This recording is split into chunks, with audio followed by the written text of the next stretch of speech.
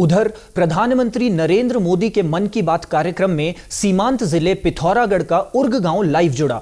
इस दौरान गांव के सैकड़ों लोग प्रधानमंत्री के साथ जुड़े और उन्होंने नरेंद्र मोदी के मन की बात सुनी। कार्यक्रम के दौरान मौजूद लोगों ने कहा कि मन की बात कार्यक्रम में सीमांत गांवों को जोड़ना सौभाग्य की बात है।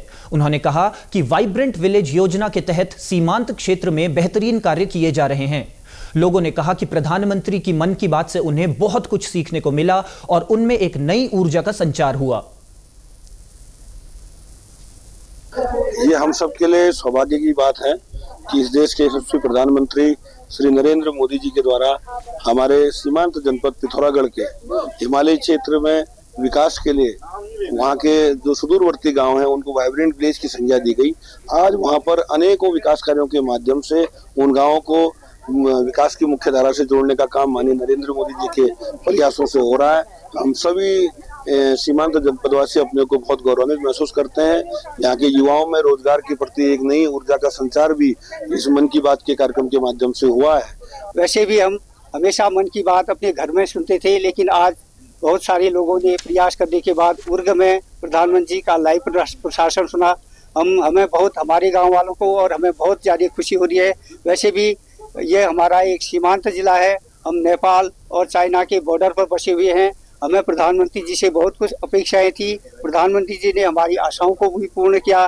पिछले वर्ष प्रधानमंत्री जी ने जब ये पिथौरागढ़ की सीमांत यात्रा की थी, उस समय से आदि कैलाश की यात्रा करने के बाद हमारे पर्यटन में दिन दूनी रात चौगुनी की वृद्धि हुई है। कई लोग, विदेशों से लोग और हमारे अन्य राज्यों से भी लोग पिथौरागढ़ में आते हैं। पिथौरागढ़ को एक नई पहचान दी, इसके लिए हम मोदी जी का बहुत बहुत धन्यवाद करते हैं।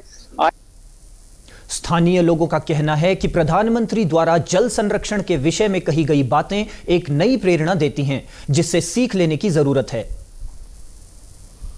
तो उन्होंने आज का जो मन की बात कार्यक्रम में मुझे उनका सबसे विशेष ये लगा कि उन्होंने एक तो इन्वायरमेंट पर सबसे बड़ा जोर दिया और जो आज की डेट में आवश्यक भी है।